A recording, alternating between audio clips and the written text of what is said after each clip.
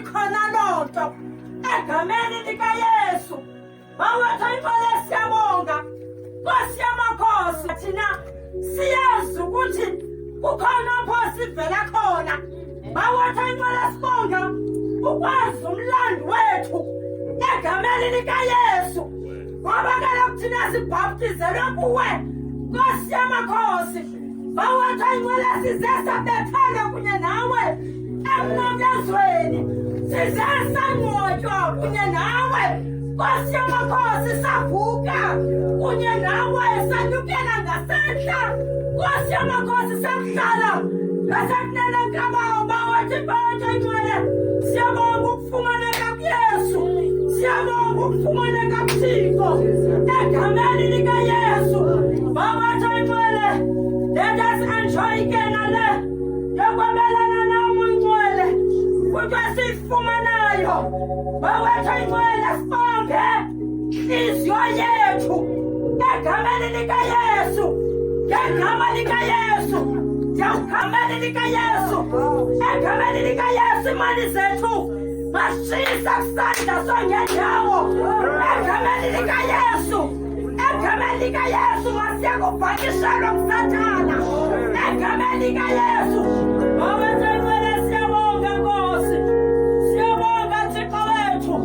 Nathi namhlanje sizawuguquka senze never before in the name of Jesus. Emveni kokukhethile ngale yure ngongwakho umntwana, siyabonga ngoba somgcolile in the name of Jesus. Father God, we thank you. Amen. Amen. Siyafunda ke bakhonzi bakaThixo. Isihloko sithi ukona kukaSirayeli nesohlwayo sakho, inkonzo ebuxoki nenyaniso. Verse 18. Khanize sibonisane, utsho uYehova, nokuba izono zenu zithe zavela zanjengengubo ebomvu, zoba mhlophe njengekhephu, nokuba zithe zayingqombela njengebala elibomvu, zovela njengoboya begusha. Verse 19. Ukuba nithe navuma naphulaphula nodla ezilungileyo zelizwe, ndijambe kuba umlomo kaYehova uthethile. Malongama lenkosi. Amen. Noba ke ubona umama emile ngaphambili, ucinga bakuthetha yena, kodwa ndiyasikeleleka ile ntetho yokugqibela, kuba umlomo kaYehova uthethile. Ngoba abantu abaninzi bajonga ukufaneleka komntu, bajonga ukuqikeza komntu.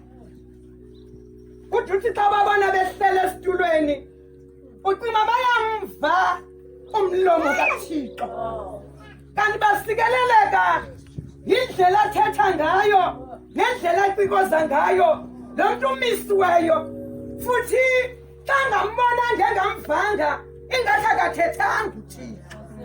Namhlanje nakuThixo ethetha ngale nkonzo yokugqibela kamama uNozukile, esihlanganisile kule ndawo, sihluka kwiindawo ezahlukeneyo, sizindidi zabantu. Uthi zani sibonisane, uThixo wethu soloko lonke ixesha esicenga malongama lenkosi, ngoba uyasazi ubunyukunyuku bethu, uyasazi sesikhona emabandleni, sesiyithetha le nyani, uyayazi ubugwenxa bethu. Uthi namhlanje noba ukhona apha, kukhona ukungcola okunako, okanye kukhona ukungcola amane ungena kuko, uzaphinda uYesu usasicenga. Uthi zani ngale nkonzo yale ngwevukazi, ngale nkonzo esisele senyathi malongama lenkosi. Umama yena othe wayidlala ibhola malongama lenkosi, wabaleka nayo, wayibhina esifubeni, wayolala naye emnatheni. Nkosi yami akukubi, uhamba indlela uphelele endleleni malongikhamale Nkosi ngoba apha endleleni ebedibana nezinto unazukile zokutyhafiswa nalento ithukwa isenza into engento malongikhamale Nkosi kodwa wathi kukuyibonile kuye malongikhamale Nkosi yaba yinto malongikhamale Nkosi yathi yokuba into lento waqonda ukuthi ayizuphelela kum malongikhamale Nkosi ngoba kukhona indawo apha eBhayibhileni ethi ngehambo yomfazi uyazuzeka utata uthi ummelwane xa thetha apha utata walapha wayengutata owayenye indlela malongikhamale Nkosi kanti ingathi otata babevakalisa ngelo xesha babehlala apha next door uthi ke ngoku waqonda utata yena abatata kuthiwa ke babengaziwa noba ngamadoda noba ngabakhweke ngoba babesebancinci uyamazi utata walapha wathi akanasuka cothoza enkonzweni akakho into ezambetha ngayo akakho into ezambiza ngayo ibona ndinxibe kanje ndinxibele unozuki utata omnye wathi into mama wathokoza kanje ngoba sizoselebrate abazalwane uzabuza uthena lo mama nxiba ngohlobo malongikhamale Nkosi izoselebrate ubomi bale nkosazana malongikhamale Nkosi uzuki malongikhamale Nkosi ngensuku zokugqibela besike sazombona ndicela utata ungecawe uthe xa fika utata akakwazi ujongana naye ngoba isimo besishubile wandishiya apho malongikhamale Nkosi nana ndagoduka ndingagoduki yaphatha ngena ezikamereni sithini ngoba xa ndibamba kandiyeki malongikhamale Nkosi xa ndimbuza uyandazi anqwale malongikhamale Nkosi ngoba unozukile wayenza inkonzo kutala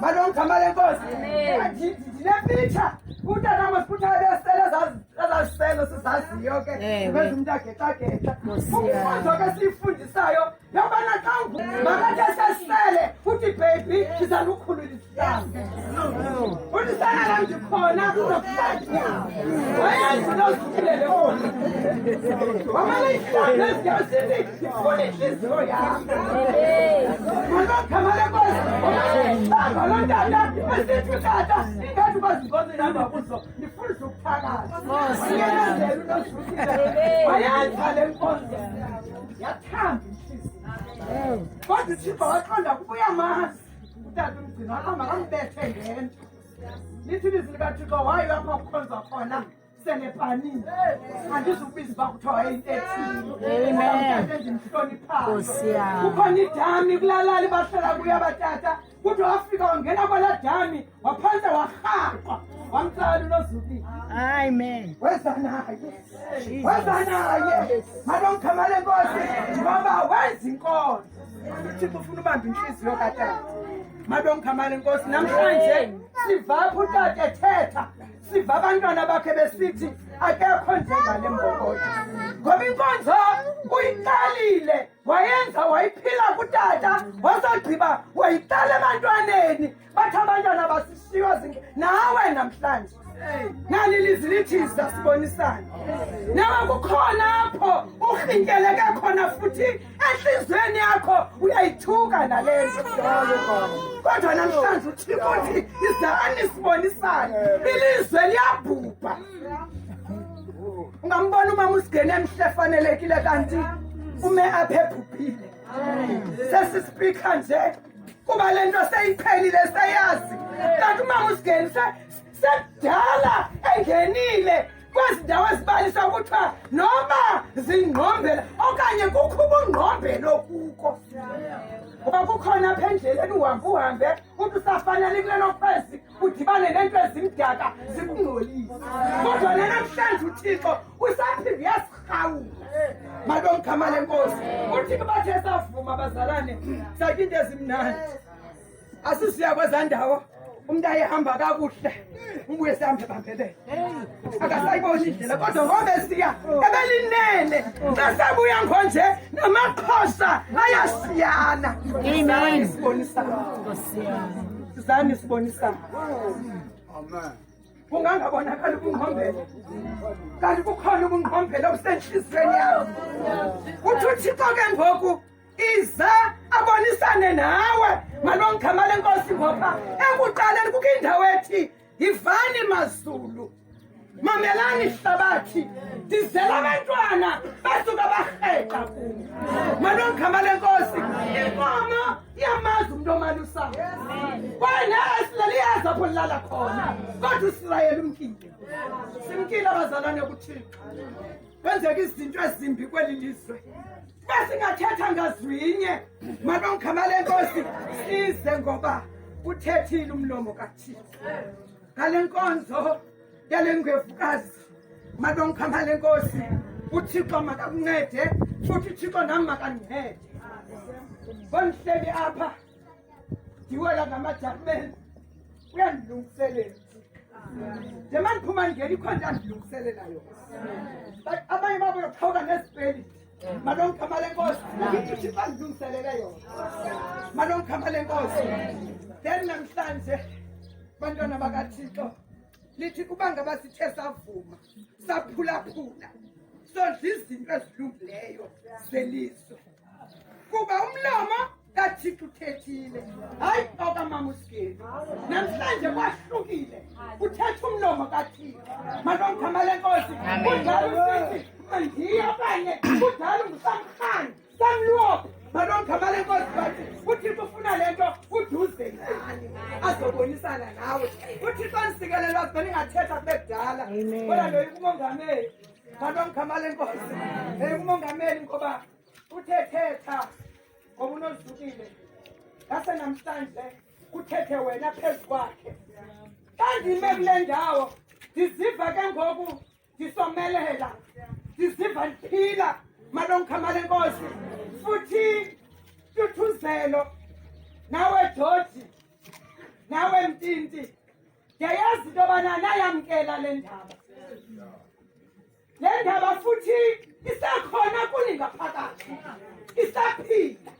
Utata uXhamlashe unolusile, wanolusa ngevangeli, wayelapho utata uNgqukana esenza lo msebenzi.